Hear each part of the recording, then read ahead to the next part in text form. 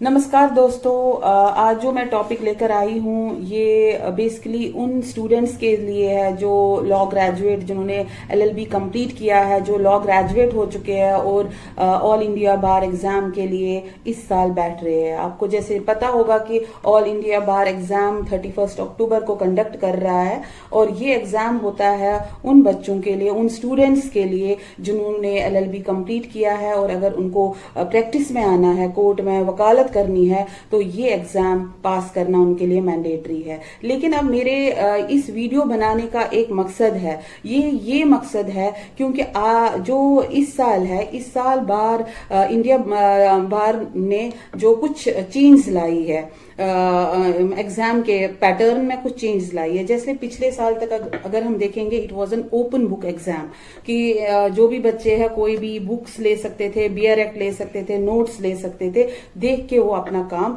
Exam दे सकते थे। लेकिन इस साल से इन्होंने क्या किया है, इस साल से थोड़ा सा चेंज आया है। इस साल से ये चेंज आया है कि इसको ओपन बुक ना करके सिर्फ बियर एक्ट बच्चे ले सकते हैं। अब ये जो बियर एक्ट है, उन्होंने ये लिखा है कि bare act without comment and notes. ये यहाँ पर बच्चे कंफ्यूज हो रहे हैं कि bare act without comment and notes का मतलब क्या है। तो बहुत सारे बच्चे मेरे पास भी, जैसे मेरे ऑफिस में है तो, या जो इंटर्न है जिनको एग्जाम देना है, तो बहुत सारे बच्चे पूछते रहते हैं कि मैडम इसका मतलब क्या है कि bare act without comments and notes. तो इसीलिए मैं ये वीडियो बना रही हूँ सबके लिए, सबको बताऊं कि इसका मीनिंग क्या है। तो बने रहिए मेरे साथ इस वीडियो के एंड तक और जानिए कि क्या है, आज क्या क्या चेंज आई है ऑल इंडिया बार एग्जाम में। तो डियर स्टूडेंट्स, जैसे कि आपको पता है कि एग्जाम होता है, तो वैसे पहले तो मैं ये कहूंगी कि एग्जाम होता है तो खुद पढ़ के ही जाइए, सबसे बेस्ट है कि आप पढ़ के ही जाइए। लेकिन ठीक है, अब इन्होंने क्या किया है कि एग्जाम जो बुक है वो बैन की है कि कोई भी बुक नहीं ले सकता है। इतना तो आपको समझ ही आ गया। लेकिन जो भी बच्चों को एडमिट कार्ड मिला है उसमें जैसे लिखा है कि आपको 31 अक्टूबर को 9 बजे 15 मिनट पर सेंटर पे आना है और उसके साथ लिखा है कि बियर एक्ट आप ले सकते हो, लेकिन उसमें कमेंट्स और जो नोट्स है वो नहीं होने चाहिए। तो स्टूडेंट्स मैं ये कहूंगी कि जब हम बियर एक्ट लेते हैं तो बियर एक्ट सिर्फ होता है कि कौन सा सेक्शन क्या बोलता है, that is a bare act. लेकिन आजकल क्या होता है कि जो बियर एक्ट बनते हैं तो स्टूडेंट्स देखते हैं कि बियर एक्ट के पीछे कुछ शॉर्ट क्वेश्चंस भी होते हैं, कोई फ्लो चार्ट भी बना रहता है, या कमेंट्री होती है, किसी सेक्शन की पूरी कमेंट्री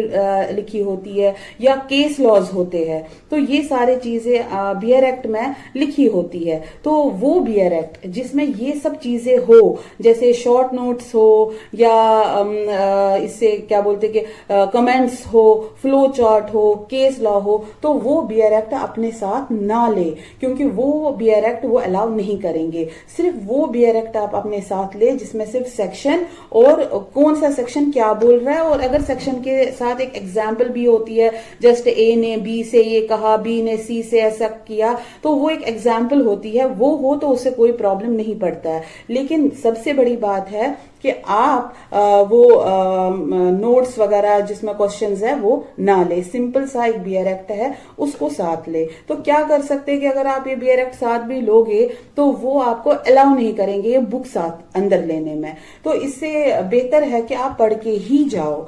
एक्चुअली क्या है कि आप बियर एक्ट लोगे, पढ़ना तो आपको है ही, अगर आपको एग्जाम देना है तो मैं ये कहना चाहती हूँ स्टूडेंट्स से, तो आप ये बुक वगैरह का जो ओपन बुक एग्जाम वगैरह है, इसका जो कॉन्सेप्ट है वो छोड़ दीजिए। क्योंकि आज बियर एक्ट आप ले सकते हो सकता है आने वाले टाइम में इस बियर एक्ट में भी पाबंदी लग जाएगी कि आप वो ये बियर एक्ट भी नहीं ले सकते हो।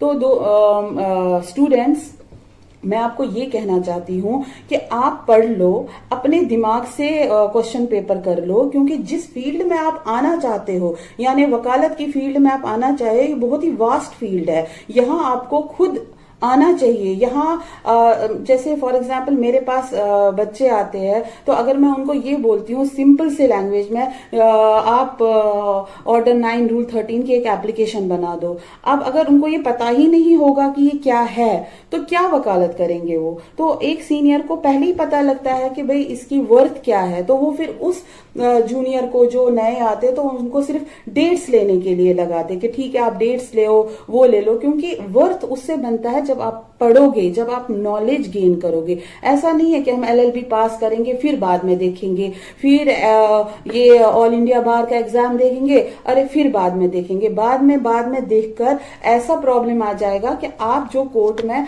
कुछ कर ही नहीं पाओगे। तो इससे बेस्ट एडवाइस है, मेरी बेस्ट एडवाइस है कि आप पढ़ लीजिए। ये बुक्स वगैरह ओपन बुक है नहीं है, बियर एक्ट है नहीं है, आप पढ़ लीजिए और पढ़कर अपनी इंटेलिजेंस से ये एग्जाम पास कीजिए। और अगर आपको फिर भी ये लग रहा है कि नहीं, अगर हमें बोल रहे हैं, अगर बार वाले हमें बोल रहे हैं कि आप बियर एक्ट लो, तो आप बियर एक्ट सिंपल सा एक बियर एक्ट लोगे, उस जिसमें comments, notes, flow chart, questions नहीं होंगे। तो ये है थोड़ा सा बदलाव जो इस ईयर में आया है। तो आपने ये मैंने सारा कुछ आपको बता दिया है। ओपन बुक एग्जाम नहीं है, only you have to take the bare act with you and nothing without bare act. Students, मैंने अपने ही चैनल पर यानी कानून की जानकारी में ही जो पिछले साल के ऑल इंडिया बार एग्जाम के जो पेपर था उसको डाला हुआ है, उनके विद क्वेश्चंस विद सॉल्यूशन डाला है। अगर आपको प्रैक्टिस करनी है तो आप वो क्वेश्चन पेपर में प्रैक्टिस कर सकते हो। पूरा क्वेश्चन पेपर है लास्ट ईयर का, आप क्वेश्चन पेपर प्रैक्टिस कीजिए, उसमें आंसर भी दिए हुए हैं और पूरा प्रिपेयर करके आप बार एग्जाम के लिए जाइए। तो students, all the best for your future exams. अच्छी तरीके से आइए, अच्छी तरीके से एग्जाम पास करके आइए। कोर्ट आपका वेट कर रहा है कि कब आप आओगे और एक अच्छे वकील बनोगे। तो दोस्तों, अगर और भी आपको कोई जानकारी चाहिए तो आप हमें कमेंट कर सकते हो, व्हाट्सएप कर सकते हो। और अगर आपको मेरी ये चैनल अच्छी लगी तो आप इसको सब्सक्राइब कीजिए, क्योंकि जो भी हम आने वाले टॉपिक्स डालते हैं उसकी नोटिफिकेशन भी आप लोगों को आएगी। तो इसी के साथ मुझे इजाजत दीजिए। नमस्कार। Keep watching my channel.